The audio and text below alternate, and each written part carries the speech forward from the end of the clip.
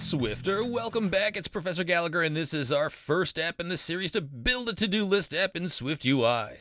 We're going to up our game with this app, learning many more intermediate and advanced concepts, and we'll learn better app design and code organization as well. Now, even though we're going to be learning a lot in this series, we'll bite off just a bit at a time so it's not too overwhelming. And in this first lesson in this series, we're going to cover the basics of using the navigation stack and navigation links to navigate to new iOS screens in SwiftUI. We'll navigate using standard navigation links and with buttons, and we'll show how to navigate back automatically with a built-in back button and how to hide that button and override this programmatically with the environment dismiss variable. Let's navigate to big learning. So let's start Xcode and create a new project. Click Create a new Xcode project, always exciting. And as usual, this is a new iOS app. Press Return. Project name should be ToDoList, no spaces. I'm going to write that in upper camel case.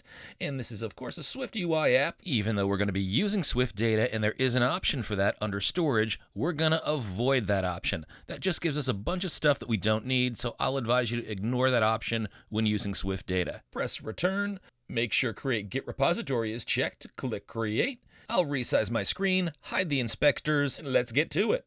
Now, since we're going to be working with multiple project files in this project, I'm going to change the name of the generic content view that Xcode gives me to something that I think is more descriptive of this app. We haven't done this before, but it's super easy to do. In the content view file, I'm just going to right-click on the name content view just to the right of struct. I'll select refactor, then rename. Xcode folds to show me everywhere that this name is mentioned.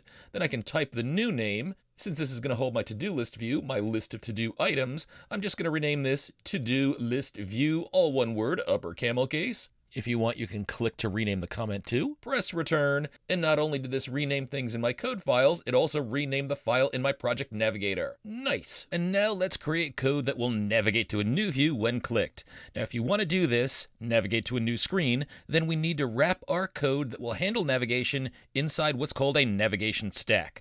So I'm going to enter this just above the VStack, and I'll put the VStack inside of it. And as I type navigation stack, code completion says with navigation stack that this is a view that displays the root view, that's where we start navigating from, and enables you to present additional views over the root. That's what we want. So essentially, we're going to be able to stack screens one on top of another, and this is where we're going to start. This is our root view. And the option we want is this one with root. Select this, press return, we get curlies, then highlight the VStack with its padding, cut it out, and paste it in between the navstack's curlies. And we'll cut out the generic globe image. We don't need that. Now, to actually navigate to a view, we need to wrap the name of the view we want to navigate to inside of a navigation link, which is inside of our navigation stack. So stack first, which we added, then enter a navigation link. We've got lots of options in here. Choose the one that says destination and label. Code completion says that it creates a navigation link that presents a destination view, just what we want. Press return to accept this, and I'll press return to get the trailing closure formats. Now, this first part is where we put in our destination. Now, we can add any view as our destination, even something as simple as a text view. So we'll do that to start out. But whatever we have in here is going to present in its own separate screen. So I'm just going to enter text, passing in, welcome to the new view. Then in the curlies below this, we're going to give the label to our link. Now let's start by making a simple text view as the link. We can get fancier in just a bit. And in text, I'm going to pass in show the new view. And I forgot to delete my hello world text down here. I don't need that. And we see by default, iOS highlights the navigation link in blue. This is the default accent color it also uses with buttons. So click this and hey, I see that a new screen migrates in from the right. I'm welcome to my new view. That's the view that we set up in the destination curlies area of the navigation link. I get this cool back button automatically in the upper left-hand corner. Click that bad boy, and you're back to where you started. Congrats, Swifter! You are now multi-screen navigating. Now we can jazz up our label if we want. All we need to do down here in the label area is to set up whatever we want to put in as our button label. So I'm going to add an image above the text view. I'm going to pass in the system name using the string IEYE in lowercase. I get my little eye icon showing up, and we can treat the navigation label as if it's a button. We can add a button style below the navigation link curlies. I'll do that with .button style, passing in .glass prominent, and look at that. We get a navigation link, which is now a button. Click this. We continue to move our text view to the new screen. Nice.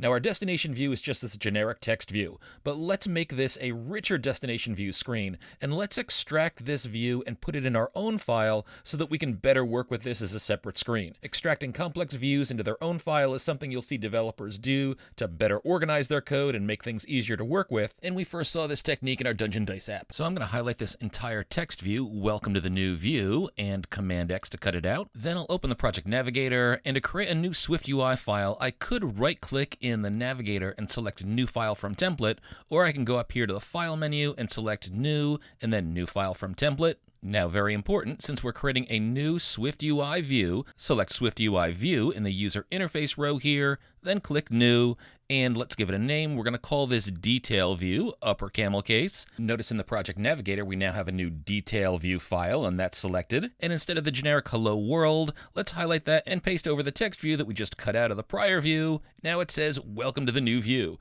And we see the new view behaves like an entirely new screen, and it's got its own preview at the right. Now let's head back to our original view, which is the To-Do List View file. And in this first set of curlies in our navigation link, this is where we enter our destination. It was previously just that text view, but now we're going to put in the name of the separate SwiftUI view file that we just created and that we want to navigate to. So that's our new destination. So we'll start by typing in Detail View here. Code Completion knows about this. Select this. We should have the option with the two parens at the end. We're not yet passing anything between those parens. And now if we look at the live preview, we can still click the button to navigate to this new view even though we're in the to-do list view file. Nice. So we'll return to the to-do list view file whenever we want to simulate our app running from when it starts, since this is the first file in our app. But for now, let's head back to our detail view file and build a snazzier detail view. So inside the body, I'm going to embed the text view in a VStack. Then above the text view, I'm going to add an image with system name Swift, all lowercase.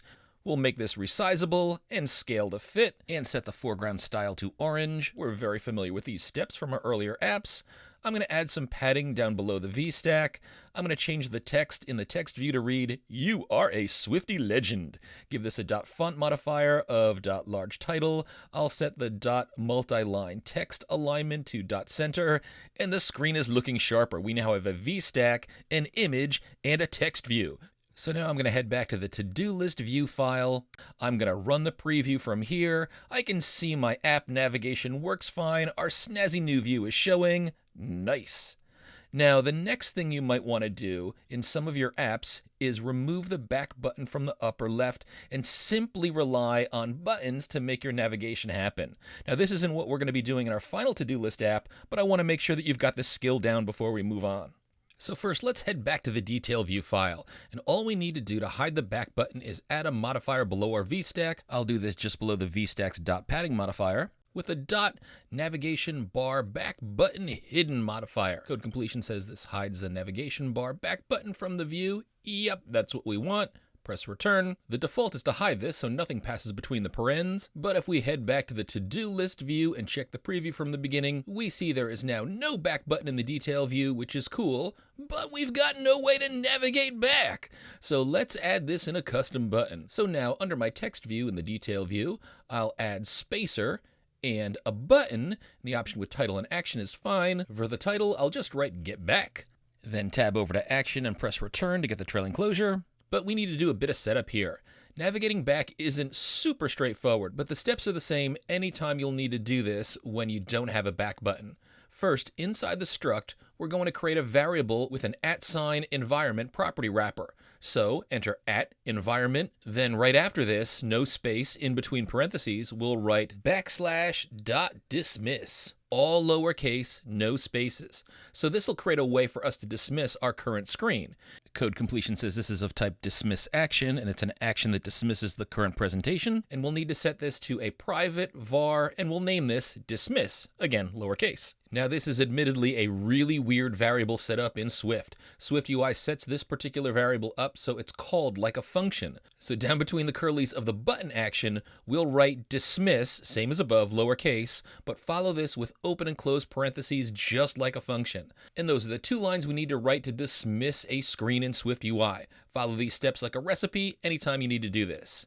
So now let's try this out. Head back to the to-do list view, click the Show a New View button. We'll navigate to the detail view, and we see a Get Back button down below. Does this work? Let's click it. And look at that, you Swifty skilled one. You're programmatically navigating back to an earlier view. Nice work.